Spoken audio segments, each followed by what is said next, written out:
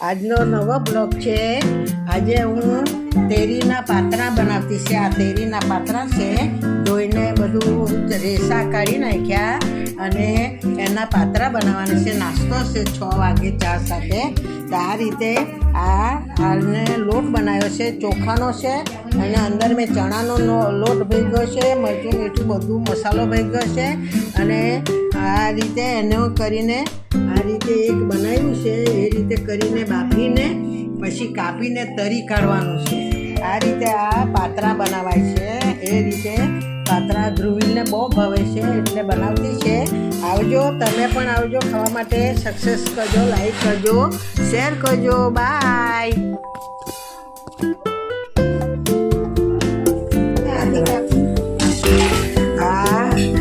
આ પાત્રા હવે તરી રહી છે। આ રીતે બને છે પાત્રા। આ તરીને બનાવી દઈ છે। આ બનાવી દીધા, તૈયાર થઈ ગયા છે। હવે ચાય બની ગઈ છે। ચા સાથે આ પાત્રા ખાવાના છે, ધ્રુવીલા ગાંઠિયા ખાવાના છે। આ ચાય છે, આ પાત્રા છે, આ દૂધ આવી ગયું એટલે હવે આ પાત્રા ચા સાથે નાસ્તો કરવાનો છે, પછી સાંજનું જમવાનું બનાવવાનું છે। ચાલો આવો ચા પીવા માટે। એટલે આ પાત્રા તેરીના પાત્રા કહેવાય છે।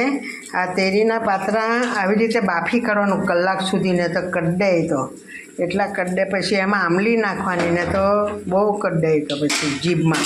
એટલે આપણે એને પહેલાં બરાબર બાફવાના, પછી તરવાના છે। આ વર્ષમાં એકવાર આ તેરીના પાનના ખાવું જોઈએ આપણે। દૂધીના તો ગમે ત્યારે બનાવીને ખાઈએ, પણ આ તેરીના પાત્રા ખાવું જ જોઈએ। શરીર માટે સારું હોય છે અને આપણને કંઈ પણ હોય, એસિડિટી કંઈ પણ થયું હોય તો આ પાત્રા ઉપયોગી છે, એક દવા તરીકે પણ વપરાય છે। ચાલો આવજો, બાય। સબસ્ક્રાઈબ કરજો, લાઈક કરજો, શેર કરજો।